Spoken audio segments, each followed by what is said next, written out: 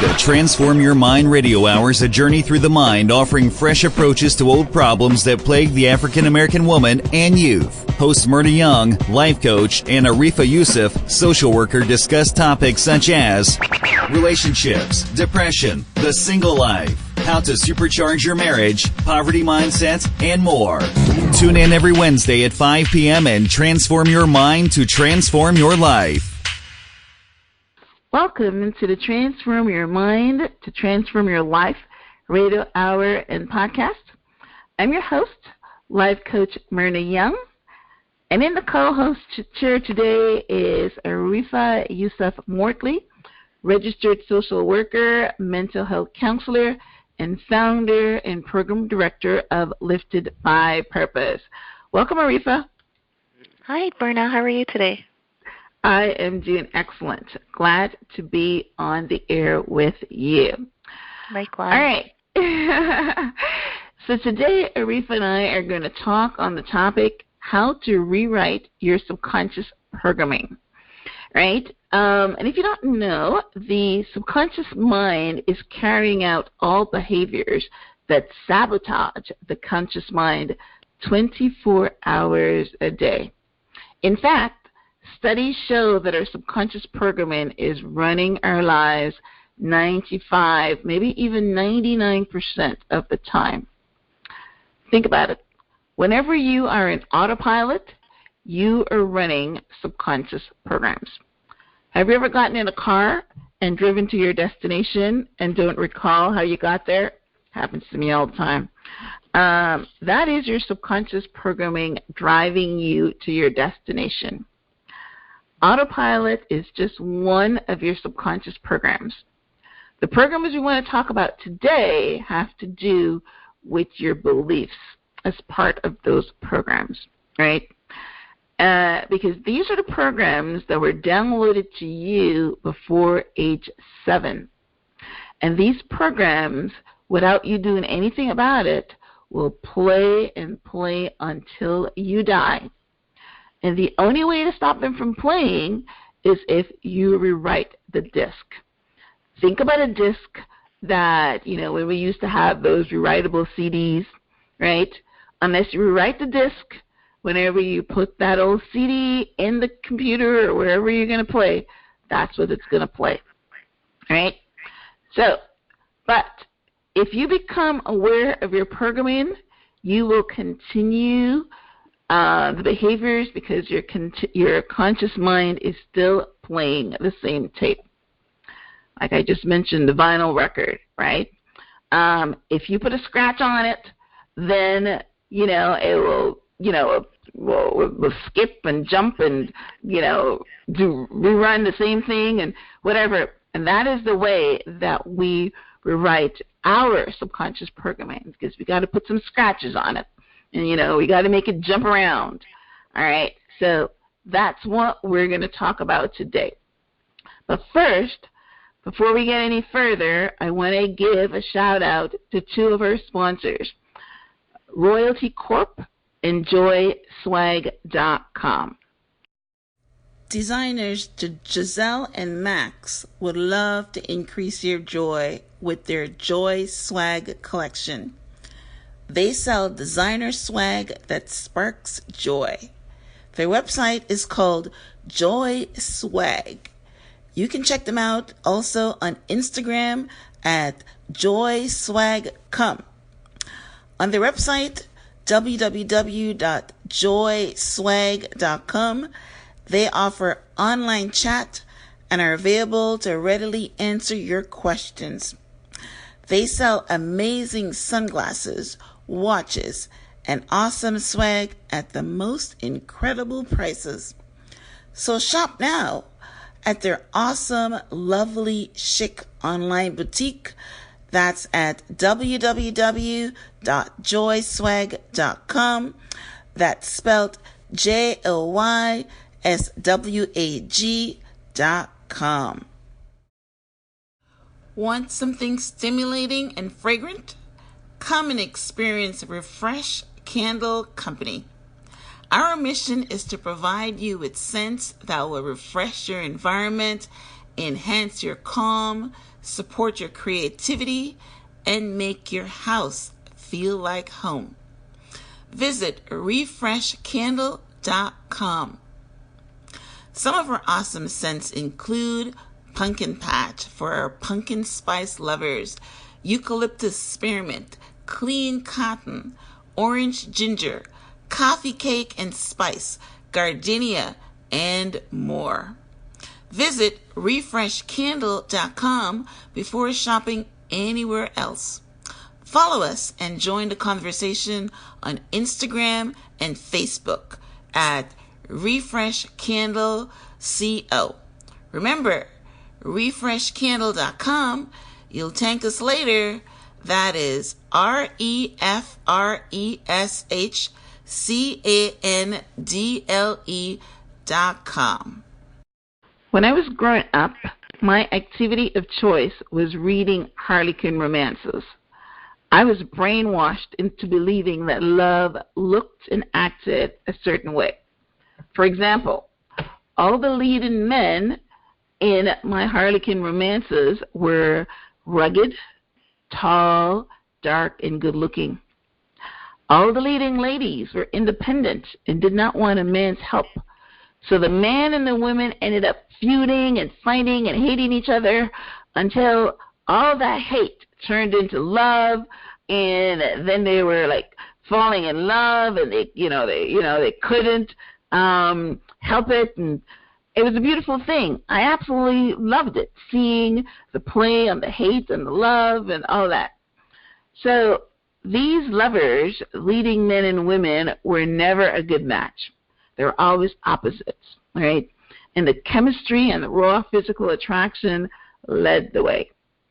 So that was my programming for what love is supposed to look like, right? And 30 years later, I was still playing that record. It wasn't until I met my husband that I started looking on the inside of a man and not what he presented on the outside. Case in point, I'll give you a story I heard from Joel Osteen a couple of months back. He was telling the story of subconscious programming with his sister. He said that his sister was praying to God and asking God for a husband, and God sent her a wonderful man, but she rejected him because her programming said that she can't marry a man with red hair. And because he had red hair, she just dismissed him because he did not fit the program or what she wanted in a man, or what she thought she told God she wanted in a man. And it took her years to write the script and love that man. And they're married now, and they have a wonderful relationship. Another example of a program is, did you grow up in a home where your dad worked and your mom stayed home and watched the kids?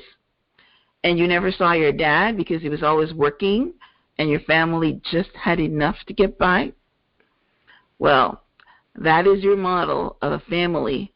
And today you're probably still running that program unless something happened to rewrite that script. And I see that all the time in the foster care system. You know, I was a foster mom for years, and now I'm an adoptive mom. And I see these subconscious programs in foster and adopted kids, especially since most of them came into the foster care system before their 7th birthday. They downloaded programs on abandonment, attachment disorders, survival. Most of them hoard food because their programs are of lack and survival.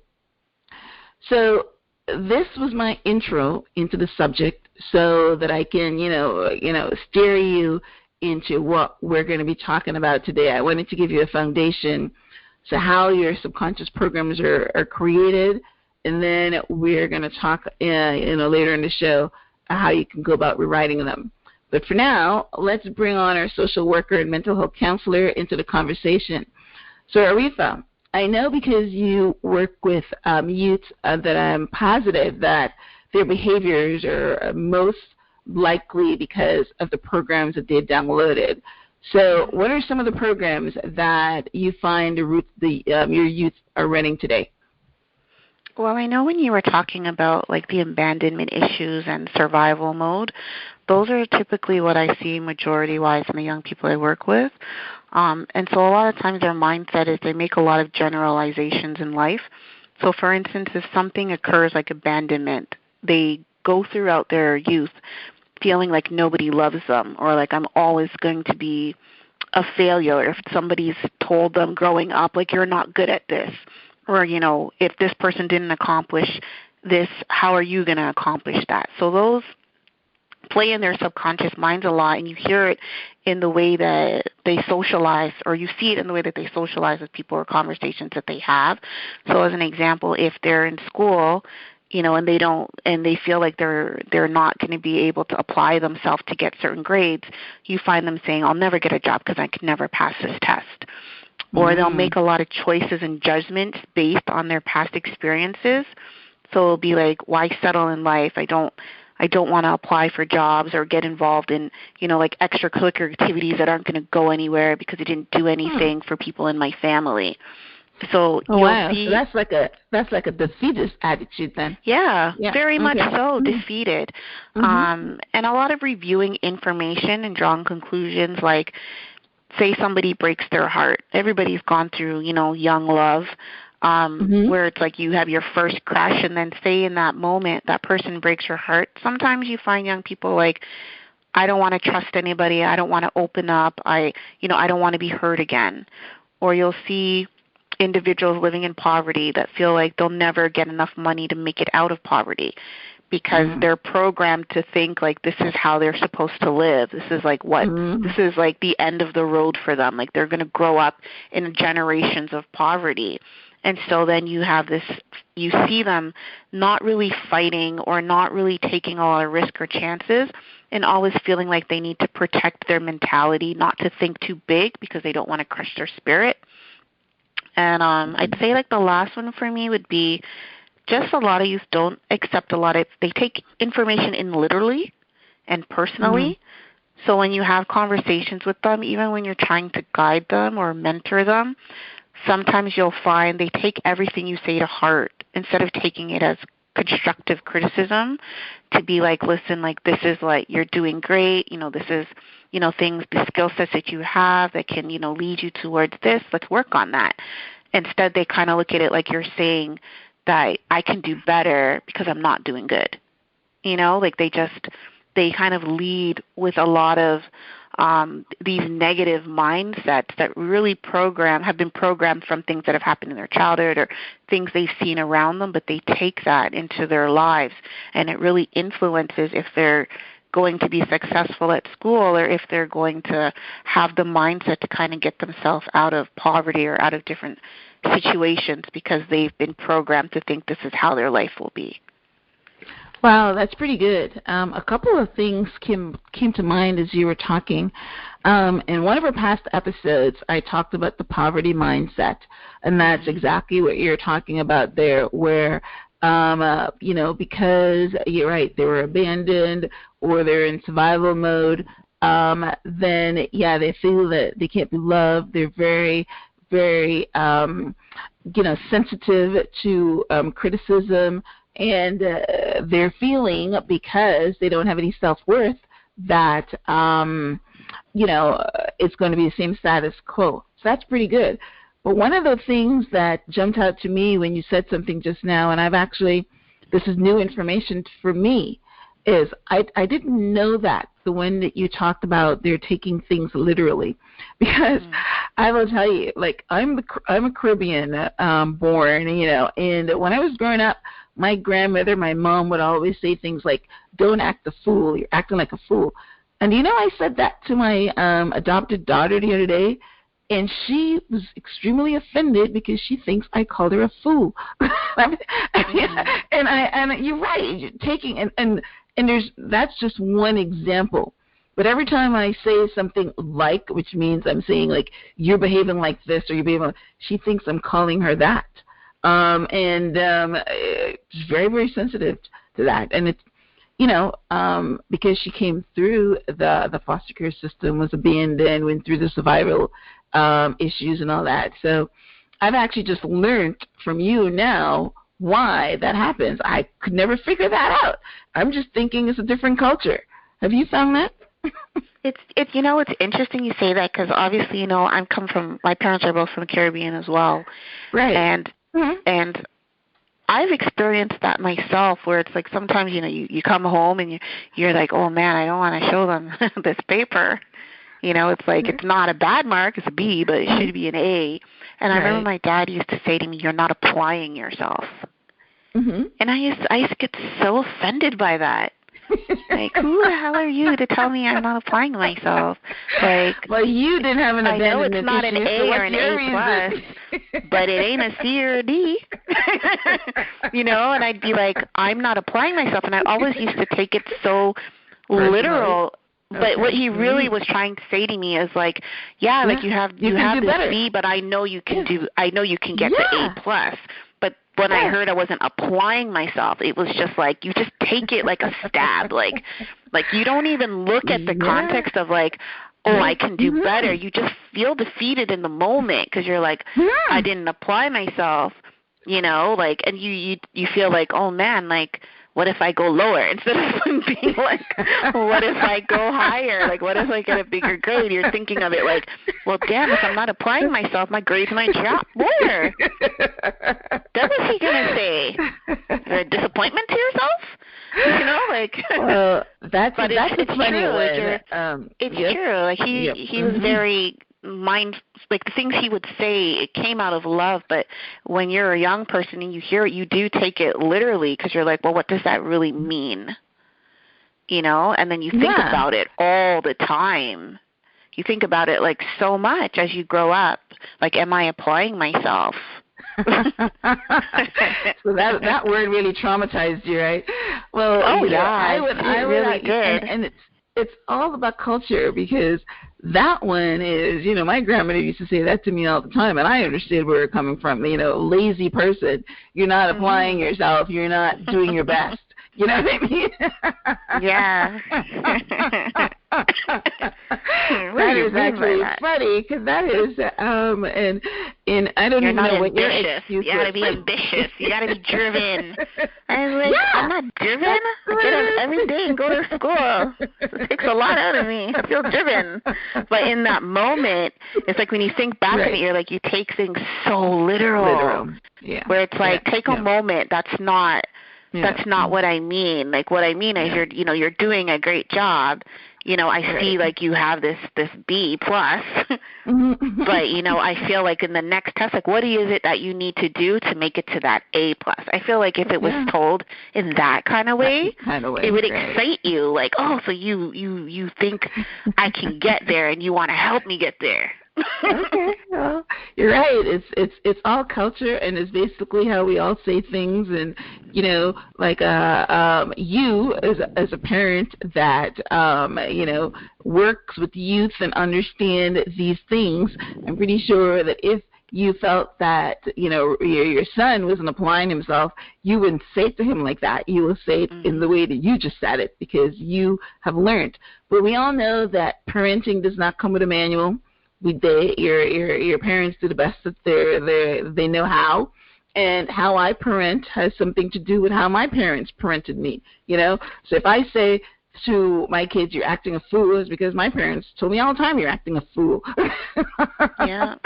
You know what I mean? I never took it personally at all. I just felt that, I'm acting a fool. I mean, so when it comes out of your mouth, you're like, "Oh my God, who said that?" And you're like, oh my God, my dad said that. Like, I've done that before, and then I've automatically gone to my son and been like, hold on, come downstairs for a second, let's have a conversation about that. Okay, and I'll be like, Mommy doesn't want you to make you feel like da-da-da, because I know what it felt like. Right. So then I'll be like, what I'm really trying to say is, like, what can I do that would be helpful? You know, like, how can I help you? What do you need? What do you need support with? You know, and it's just like, and then they're like, oh, okay. You know, and then he tells me what it is that he needs help with, and then it's just because it's like, man, like, you look at them, and as soon as it comes out your mouth, it's like you see it in their face. Right, of course, right. And then you're like, oh my God, where did I get that from? Oh, I got it from my parents. Exactly. All right, so that's awesome. So good start. I love your support of what I was talking about as far as the subconscious programs and how the kids respond and their poverty mindset, defeated mindset. They won't have the ambition. You're right. We switch it around. They're not applying themselves because they don't feel that they can go anywhere.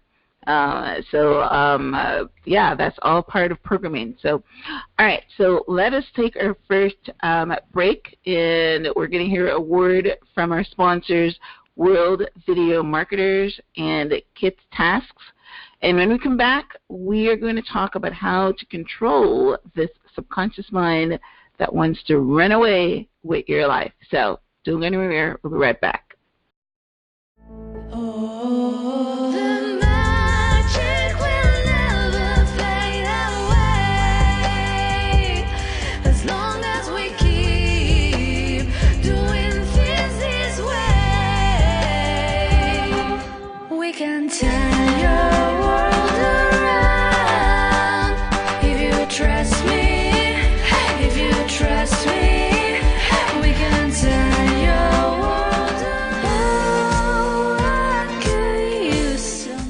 Visit our exciting adventure club at www.duckymaze.com. Pinky and Todd will be waiting there for you with their entertaining adventures, as well as their home and garden merchandises for you to view.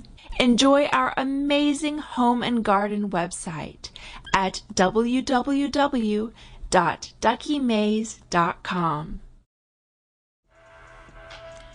Kid Tasks, an application of good deeds, now available on Google Apps. Kid Tasks is an organizer for your children's daily routine, but it is good for the entire family. This is how it works. Parents, create a list of tasks. It could be as simple as feed your pet, brush your teeth, water the plants, do the dishes, etc. Parents, you can even rate each task in points. Family members do the tasks on the list and they get points. Parents, you can even set your own exchange rate. Example, 1 point may be equal to $1, more or less. Now, having collected a certain amount of points, the kids may ask their parents for their salary for their work. How cool! Why this app is useful for parents? Because it will help to give kids a sense of responsibility and prepare them for the things they need to do when they become older. Why is this app helpful for children? Because children will be rewarded when they help out with chores around the house. They will have the opportunity to earn a salary or pocket money in exchange for working on their tasks. To download this app, head over to Google Apps and search for Kid Tasks. That's KIDTASKS. You can also click the link on my blog to head over to Google Apps. My blog can be found at blog.myhelps.us.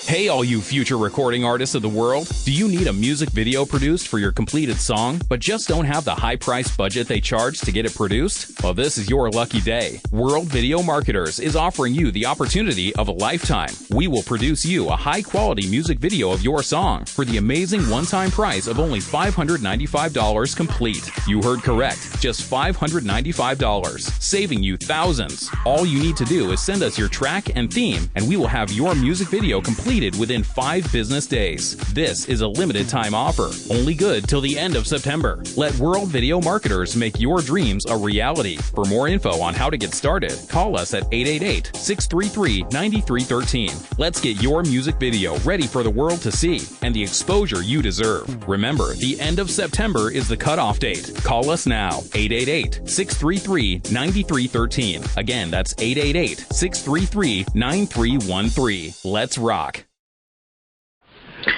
Welcome back to the Transform Your Mind to Transform Your Life radio hour and podcast. I'm your host, Life Coach Myrna Young, and in the co-host chair today is registered social worker and mental health counselor, Arifa Yusuf Mortley. And our topic today is how to rewrite your subconscious mind. In the first segment, we laid the groundwork for the subconscious mind and how basically it works, how it gets programmed. Arifa talked about some examples of subconscious programming in her youth that she works with. So now I want to talk about how can you control it, right? Because, it has to be controlled, else it's going to take over. All right, so the first thing is what you picture in your mind. A mental picture is worth 1,000 words.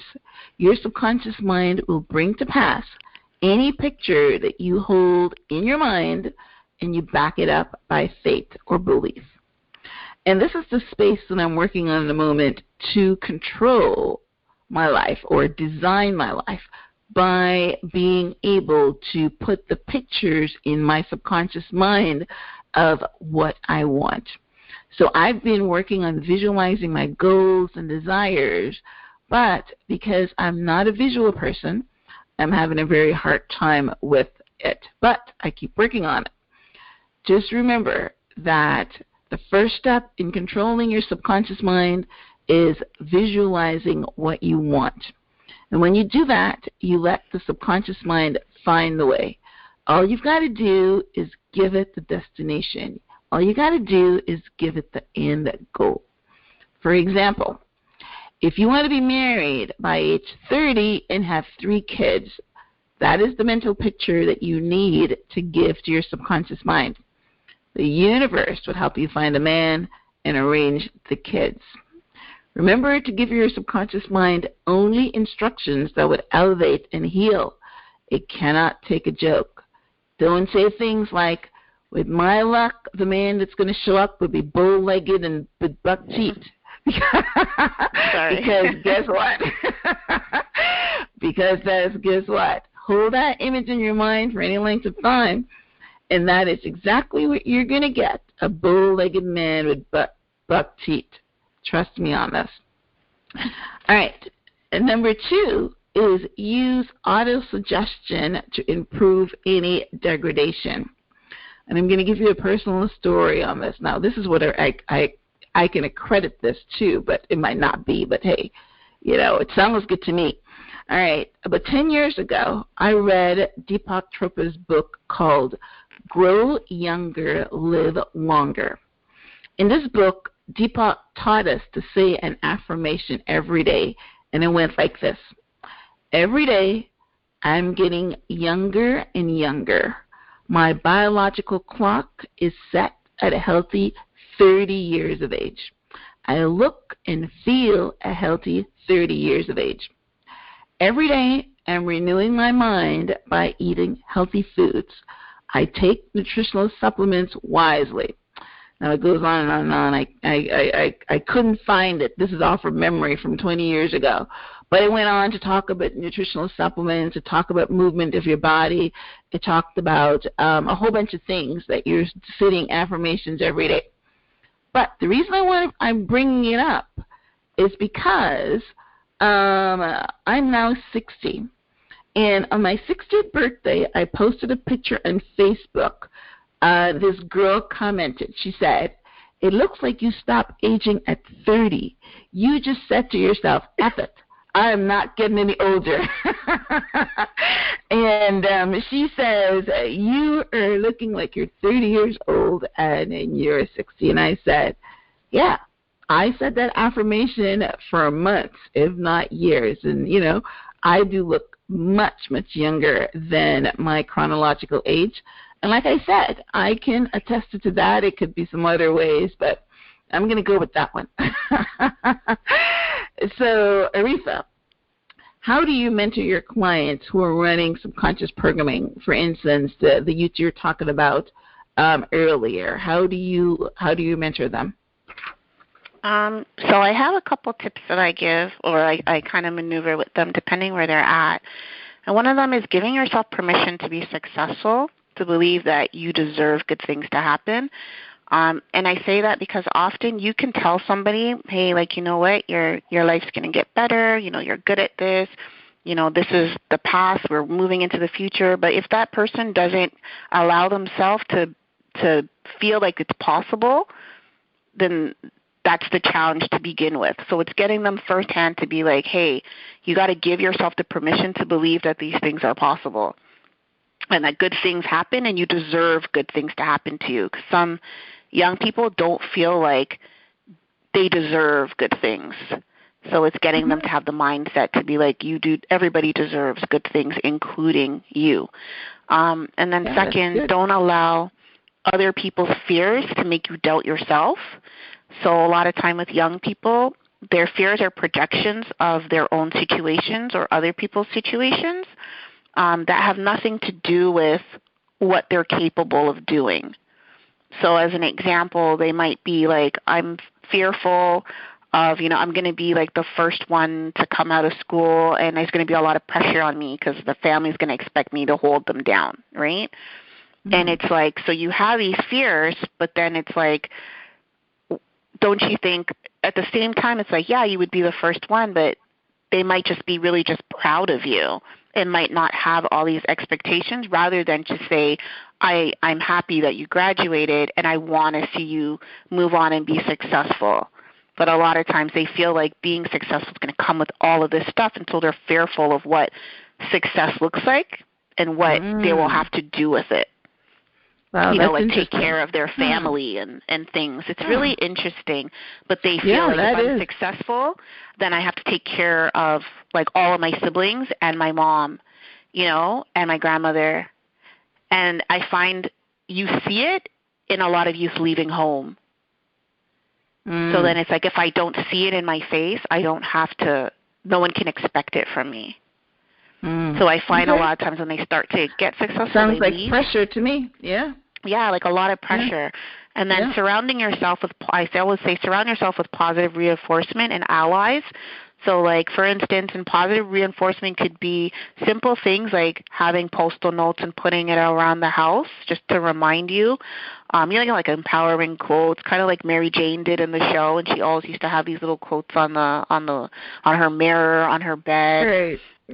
Which was amazing. And talking to people that will remind you of all of your successes and all your strengths, and also saving positive messages on your phone, because young people they're usually on their phone majority of the time in the day. So it's like, do you ever have a message in your calendar, or even just like a pop-up message that's like, congratulations, or, oh, you completed this today, or good morning, like just little things. I find that to be helpful. If you're not getting it from someone else, give it to yourself. I'm sure there's an app for that. Oh, there is. You should create one. There is one that says, hey, how are you doing today? It's called Pacifica, and they'll ask you, like, how are you today? But there is an app like that. And then I always say to them, like, speak your success as present fact and not a future plan. So instead of saying I'm figuring out how I'm going to do that, say I'm strategizing what I need to do to make that happen right now. So it's just like rephrasing your words, and then start asking for what you want, and then just keeping track of all the things that have happened. So like we always talk about the gratitude journal, but it really falls into so many of the conversations we have, because in order to kind of reprogram your mindset, you always need those reminders of like what you're doing well and how you're getting there. And then the last thing is just create a vision space, so that you can imagine what it is you want to happen in your life. And you mentioned it as well earlier, I believe, when you talked about just kind of like having a having a mindset to kind of visualize what you want out of your life. And so it's like the same thing, like having that vision space is saying, you know what, these are the things I picture in detail for myself, and these are the things that I know that I'm visioning that I may have to do or go in order to make those things a reality. And once they start to see it, it's more likely they're going to feel confident those things are going to happen, and then they're going to reprogram their thought process around stuff. Yeah. Well, you know, the visualization thing, I've heard about it and have been dabbling on it for a long time now. But now it's like in every, you know, it's almost like air. It's like everywhere. Everybody is talking about if you want to change your life, if you want to design your life, if you want to, like in the last episode we talked about cause and effect instead of cause and effect. You know, you create the effect instead of reacting to cause and effect. The only way to do it, it starts with visualization. It starts with the mindset. It starts with reprogramming belief. So the stuff that we're talking about on the show, you know, we're adding to it every week. It's all the way that, you know, youth, young people, even older people, you know, that can make a difference in their lives by just reprogramming their beliefs and their thoughts and their mindsets and all that. And visioning is one of the most important attributes of that, which is why, you know, I have to work so hard at mine because I'm not sure what is wrong with me, but it's very, very hard for me to hold a mental picture, you know. So, you know, it's so interesting. I'm like that sometimes. I said it's really interesting because I just had that conversation with one of my staff today around sometimes we have so many things happening at one time, and you're trying to like picture something, but you're picturing the 5 other things, so it's like they're all like bumbling up. And that's not my problem. I can't have mental images. I mean, I can't hold it in my mind because I'm a reader and I'm very strongly auditory. So the way I picture anything is by just talking it through, and that's not the way to do it. Yeah, it's so interesting. Yeah, everybody's like so different. Yes. And you know, people can be auditory. People can, you know, have, you know, a feeling. They have to touch things in order to learn. And a lot of people are auditory, and I am predominantly auditory. So when I'm visualizing, I'm actually talking it myself through it instead of seeing the picture. But I'm understanding that works too. That's so interesting. I feel like I'm both. Are you? I'm a visual person, but I like to listen too. Right. Like I'm both. Like when I need to relax, I have to listen to music. Okay. You know, but then there's times where it's like I have to, like, you know, when you're in certain spaces, I have to be active. Like I have to be drawing something in order for my mind to be focused. So it's like I feel like sometimes I have to do multiple things just to like to be able to to have that mindset to be like, okay, I see this vision, but I also need to write it out. You know? Yeah, well, that's basically what I got to do. I got to write out my vision. And actually, you know, read it. Yes, I write out my vision. And what motivate you? I'm trying to dream it, because obviously, if you can, and again, that's where the subconscious mind comes in. Is that if you get it to your subconscious mind, and your subconscious mind is where you dream, then if you think about it or write it down before you go to bed. Then hopefully you'll dream about it. And then the subconscious mind will have this great big picture, because you can be dreaming in it and you're going to be walking on it. And even though you don't remember when you wake up, but you're doing it. So that's the whole plan of the thing, you know, to get it towards your subconscious mind by visualizing. And when you visualize, your subconscious mind feels that you're already there. And it's big. It's big. It's like the most important thing that you can do. To design your life and your future. I 100% agree with that. Yep, exactly. So here, you know, as we wrap up this second segment, I just want to remind you guys that your subconscious mind is carrying out behaviors that sabotage your conscious mind. So because you're running these programs and you're unconscious about it, so it's sabotaging something that you think about. Arifa gave an example where her, the youth doesn't feel that, let's say that someone tells them that they can get this job. The subconscious mind is saying, you're never going to be able to get this job because of this, this, and this. That's what it's doing. It's sabotaging. So in order to rewrite that, there's something you're going to have to do. So we're going to talk about that when we come back. So we're going to take our second break to hear a word from our sponsors. So don't go anywhere. Keep it locked. Turn it up, because when we come back, we're going to tell you how to rewrite those programs that are keeping you stuck. Be right back. The magic will never fade away as long as we keep doing things this way. We can turn your world around if you trust me. If you trust me, we can turn your world around. Please visit our exciting adventure club at www.duckymaze.com. Pinky and Todd will be waiting there for you with their entertaining adventures, as well as their home and garden merchandises for you to view. Enjoy our amazing home and garden website at www.duckymaze.com. Kid Tasks, an application of good deeds, now available on Google Apps. Kid Tasks is an organizer for your children's daily routine, but it is good for the entire family. This is how it works. Parents, create a list of tasks. It could be as simple as feed your pet, brush your teeth, water the plants, do the dishes, etc. Parents, you can even rate each task in points. Family members do the tasks on the list and they get points. Parents, you can even set your own exchange rate. Example, 1 point may be equal to $1, more or less.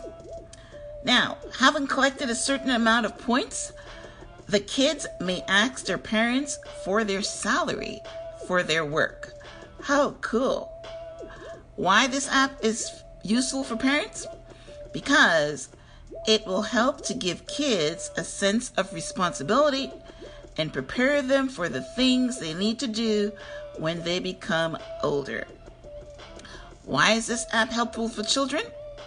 Because children will be rewarded when they help out with chores around the house. They will have the opportunity to earn a salary or pocket money in exchange for working on their tasks. To download this app, head over to Google Apps and search for Kid Tasks. That's KIDTASKS. You can also click the link on my blog to head over to Google Apps. My blog can be found at blog.myhelps.us.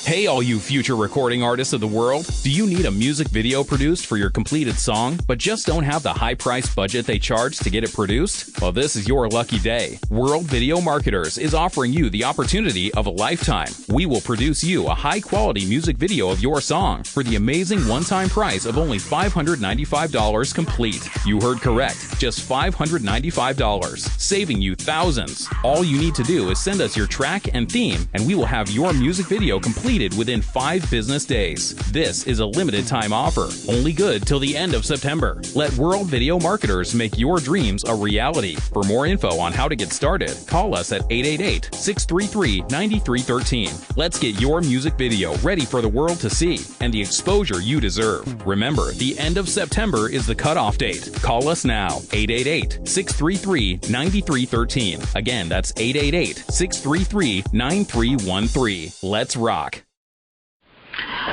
Welcome back to the Transform Your Mind to Transform Your Life radio hour and podcast.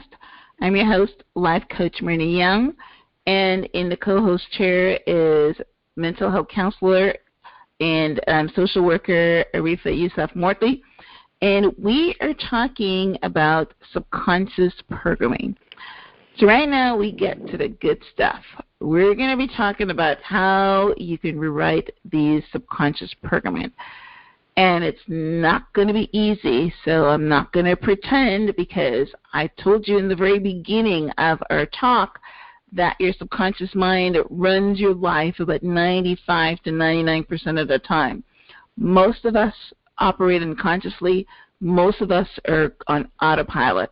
So whenever you're on autopilot, guess who's taking over your subconscious programming? So here are my steps to try to rewrite your subconscious programming. The first thing is to take risks, because your subconscious mind always wants to play it safe. Your subconscious mind goes from past things that you've done. So for instance, if you drive to work the same place the same way every time, then guess what? Your subconscious mind is going to take you that same route. Right? And even if you need to get off an exit early or whatever, you will find that you've passed it because it's taken over. So that's why it always wants to play it safe. It goes by what it's done in the past. So in order to rewrite it, you've got to take risk. Maybe go down that dark street, go around something or whatever. I remember just today I was doing something and I'm saying to myself, wow, do I want to take the risk? And then I remembered that, I'm studying this right now, and I'm thinking, yes, I'm going to take the risks.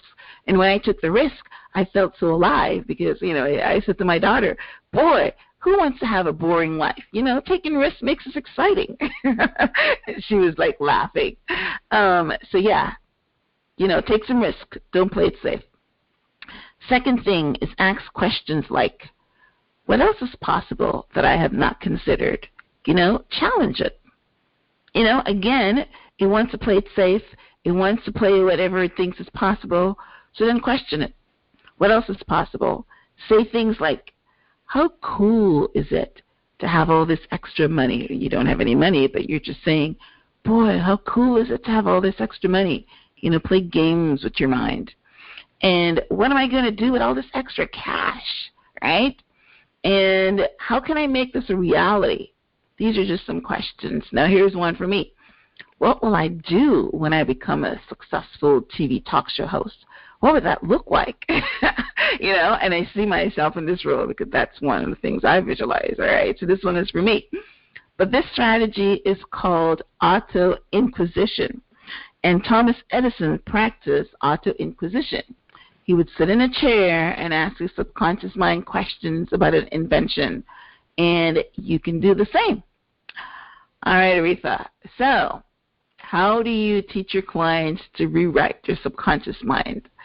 I just give my tips. You're similar or different? Oh, I just gave them.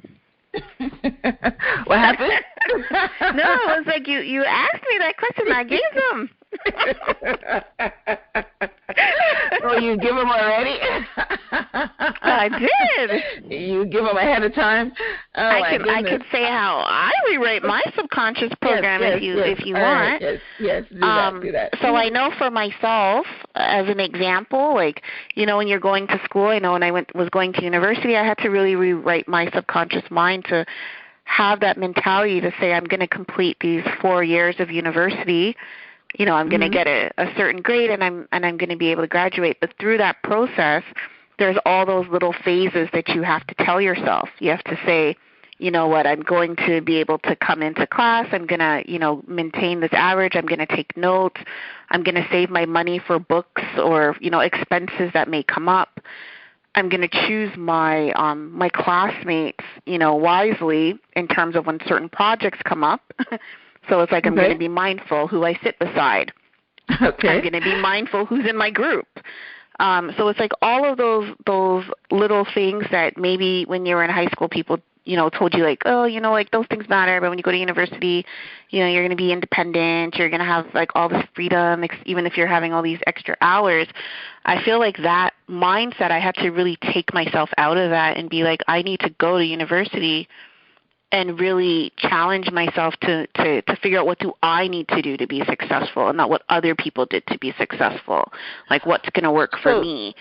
All right, so let me scratch the record. So what programs did you have to scratch in order to change that? How did you rewrite it? So I'm giving the visual image right now of an LP that was, you know, running, and all of a sudden you want to scratch it and do something different and, you know, interrupt the pattern. So give me one example of something you did. One of the things that I did was people used to say to me, like, when you go into school, as an example, you're going to have to create like a cheat sheet, right? And you're going to have to, like, really, what else did they used to tell me? They used to say you're going to need a cheat sheet. You're going to need to, you know, like, save up your money to apply yourself for certain things that you may need support with down the road. It was like almost like that poverty mindset in a way. Okay. Because people are really always trying to say, like, you know what, you're going to need help to finish school. Like you can't do it by yourself. You're going to need extra money. You're going to have to apply for all of these extra things because you aren't going to be able to do it by yourself. And I changed that mindset because I remember I worked clubs. I did all these odd jobs because I wanted to, like, make sure that I could have that money myself and I could apply myself to know that I could make it on my own. And I really fought hard for that, to really apply myself to do that. So then when I graduated, I felt like I kind of beat the odds and the expectations of what people thought me being successful would look like. It was like, no. Yeah, it was like, no, like I really became successful because I applied. Oh my God, I said applied. My dad is in my head. Look at that. Yes, there you go. You applied yourself. But I applied myself. It came into fruition in university. I applied myself, and I didn't need all these additional support. That's your word. That especially me being a young black woman that grew up in a community where not a lot of people I grew up with were graduating. That was something that was very real for me, to really break that status quo and say, no, like, I can actually do this and be successful. Good for you. Good for you. Awesome. Well, yeah, that's a great example of rewriting the script in, you know, taking risks and, you know, rewriting the subconscious programs, right? So that's awesome. All right. So that's, you know, we've covered everything that we wanted to cover. So as we wrap up, I want to thank you guys all for being with us until the end. I want to thank my sponsors today, World Video Marketers, Kits Tasks, Royalty Corp, and Joy's Swag. Please remember to support the advertisers who support our show. And I am extremely excited to announce that starting next week, we will have Dr. Trey Ahia on our show as a permanent co-host. She is going to join Aretha and myself. Dr. Ahia is an expert on addictions and wrote the book, Call Me an Addict, The War on Women. So be sure to tune in and also tell your friends. Now our show is going to have all the levels of talk therapy. We're going to have a life coach. We're going to have a social worker and mental health counselor and a psychologist, all for free. You don't have to pay anything to get our advice. All you need to do is download, listen, subscribe, rate, and review. So, if you would like to schedule a coaching session with myself, head over to my website, which is www.myrnayounghelps.com, or send me an email at info@myhelps.us. If you want to contact Arifa, if you have any youth that need counseling services, you can email Arifa at liftedbypurpose.com, or visit her on her website, which is www.liftedbypurpose.com. You guys also have a special invitation to join my private Facebook group called Life Coach. On there, you get advice from several life coaches and from all our members that share advice. So, finally, to read a transcript of this interview or show, head over to blog.myhelps.us. You will find links there to all the advertisers that give their messages today, as well as links to my site and Arifa's site. Okay, so any last words of advice for our audience, Arifa? I would just say, as a last words of advice, is just to always just be mindful of how you how you're talking to yourself, because however you view yourself or however you talk to yourself will relay out in the way that you kind of maneuver through your daily routine and and the successes that you want out of life. So always speak to yourself the way you would hope that someone would speak to your child or speak to someone that you loved, but also apply that back to how you speak to yourself. Yeah, internal dialogue. Very important. Yes, very important. And that's actually subconscious programming too. Internal dialogue. So that's a good one to leave out there so that we can round out this conversation. All right. Well, I hope that you guys got something out of this message today. If nothing else, you are going to be conscious when you're on autopilot that you're running subconscious programming. And if there's some programming that you feel that is detrimental to you, then you the first step is awareness. Once you're aware of anything, then you can change it. If you are not aware of it, it can never be changed. So hopefully we brought this topic to your consciousness today so that you can be aware and start rewriting some of your unconscious, subconscious programming. So until next time, namaste.